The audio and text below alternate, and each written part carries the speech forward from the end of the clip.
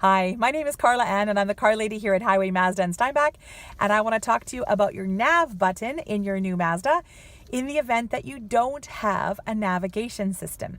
So let's take a look. Here on your infotainment screen is a nav button right here. There's also one on the console here. It says NAV, nav. Now, when you click this or you touch that button, it's going to take you to this screen.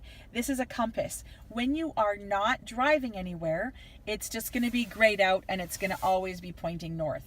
This compass is activated when you are driving, all right? So when you're driving, it's going to turn to bright white. Let's see if I can do this here.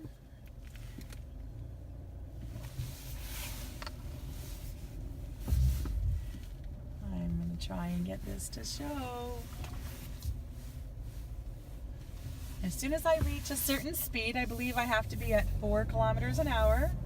There you go. You can see how it shows it and it turned bright white. All right. Now that is going to adjust as you turn and as you're driving. That is going to stay lit up and adjust. Now I have come to a stop. I'm going to put it back into park. Now here, you'll also see on the bottom, it says the latitude, longitude, and elevation. If you like, especially if you're on a road trip, you like to see where you're at, that's a great place to do it. The longitude and latitude are also important. Let's say you get stuck in a ditch on a gravel road somewhere, and you want to give people your address to find you. That is a good way to do it because they can plug it into their GPS and find you more quickly.